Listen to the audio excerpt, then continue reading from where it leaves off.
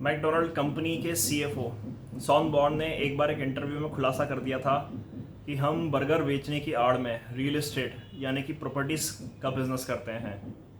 आज इसी प्रकार से जब उबर कंपनी ने ये अनाउंस किया कि बिटकॉइन को हम एक्सेप्ट करेंगे आने वाले टाइम में, फ्यूचर में, तो मुझे एक बिज़नेस मॉडल याद आ गया मैकडोनल्ड का, जो लगभग सभी कंपनीज़ का होता है, जिसे हम अक्सर ये कहते हैं कि बार बार कि ट्रांसफ़र ऑफ वेल्थ, कि how the rich become the richer and poor become the poorer. तो ये वेल्थ ट्रांसफ़र होता कैसे है, इसको समझने के लिए आप बस एक मैकडोनल्ड का उदाहरण समझ लीजिए कि जब 1961 में रे क्रॉक ने मैकडोनल्ड कंपनी खरीदी थी और इनके साथ में शॉन बॉर्न जुड़े थे, तो शॉन बॉर्न ने एक रोड मैप डिज़ाइन किया था मैकडोनल्ड कंपनी को एक बड़ी कंपनी, विशालकाय कंपनी में तब्दील करने का।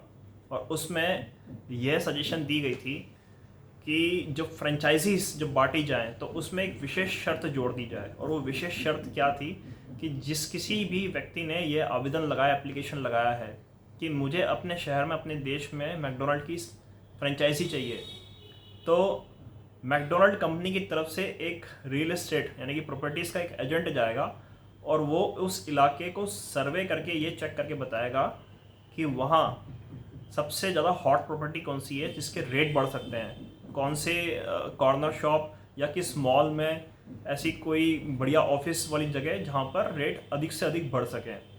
तो वहाँ पे मैकडोनल्ड कंपनी का रियल एस्टेट एजेंट जाता है और वो प्रॉपर्टी पहले बाय करता है, ठीक है। और उसको बाय करने के बाद में फिर वो जो फ्रेंचाइजी जो ले रहा है, ठीक है, उस व्यक्ति को होने वाली कमाई पर, यानी कि बर्गर बेच करके होने वाली कमाई पर रॉयल्टी इनकम तो देनी ही देनी है, लेकिन उससे घर गुजारा नहीं चलता है मैकडोनल्ड का घर गुजारा चलता है जो उससे वो जो लीज पे जो रेंट इनकम जो जनरेट होती है, प्लस जो वहाँ पर प्रॉपर्टीज़ के जो रेट इन्फ्लेट होते हैं उससे इनकी मेन कमाई होती है। और ऐसा करते करते मैकडोनल्ड की आज की डेट में लगभग 30-35 बिलियन डॉलर्स की 30 से 35 बिलियन डॉलर्स की आज की डेट में मैकडोनल्ड कंपनीज की असेट्स क्रिएट, वेल्थ क्रिएशन हो चुकी है। सिर्फ और सिर्फ मैं प्रॉपर्टीज़ की बात कर रहा हूँ, ठीक है।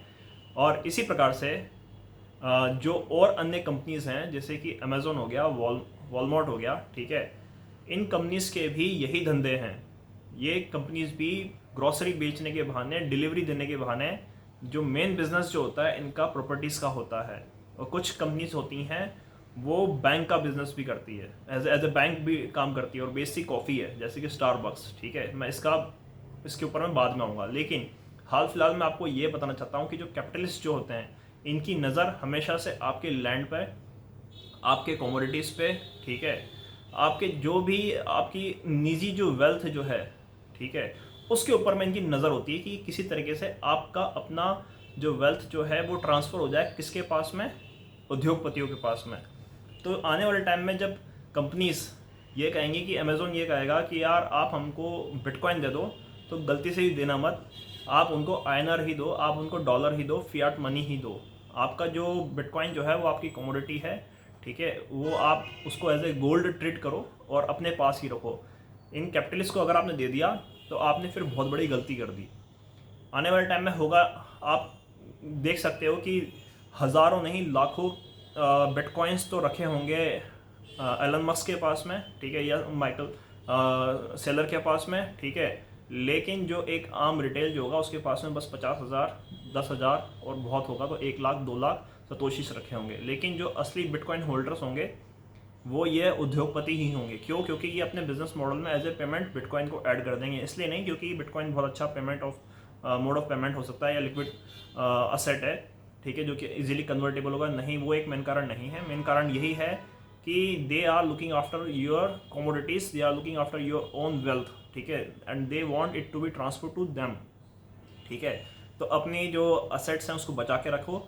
और इसी में मैं आपको एक उदाहरण और देता हूँ। स्टारबक्स कंपनी जो थी 2011 में उन्होंने एक कार्ड पेमेंट सिस्टम उन्होंने यहाँ पे इंट्रोड्यूस किया था जिसको बोलते थे स्टारबक्स कार्ड, ठीक है। इस कार्ड की विशेषता ये थी कि आप इस कार्ड को इसको रिचार्ज कर लो, इसमें कुछ पेमेंट ऐड कर लो, ठीक है, और इससे आप सिर्फ और सिर्फ स्टारबक्स में ही आप इसको रिडीम करवा सकते हो, इससे कुछ खा पी सकते हो, बाय कर सकते हो, ठीक है। लेकिन ये कार्ड कहीं और नहीं चलेगा और इसमें से आप पैसा विड्रॉ नहीं कर सकते, क्योंकि स्टारबक्स कंपनी की जो लोकप्रियता जो थी वो काफ़ी ज़्यादा बड़े पैमाने पे थी, ठीक है। लगभग 2.5-3 मिलियन लोग इसको इस्तेमाल करते थे। तो जो कार्ड का जो एडॉप्शन हुआ वो काफ़ी बड़े लेवल पे हुआ, किसी बैंक की तरह, ठीक है। और लोगों ने उसमें कुछ कुछ डॉलर्स ऐड करने शुरू करे और कंपनीज के पास में लाखों मिलियंस डॉलर्स यहाँ पर इकट्ठा हो गया। अब ये जो मिलियंस ऑफ डॉलर्स जो है ये आम आदमी का पैसा था जो कि स्टारबक्स के पास में आ गया। इस पैसों का इन्होंने बिजनेस एक्सपैंड करने में इस्तेमाल किया और ये पैसा इंटरेस्ट फ्री लोन था एक तरीके का, ठीक है तो पैसा दूसरों का, लेकिन इस पर इंटरेस्ट पे नहीं करना। और मज़े की बात ये कि इस पैसों का इस्तेमाल कहाँ होगा, दोबारा स्टारबक्स के प्रोडक्ट्स बेचने में इस्तेमाल होगा।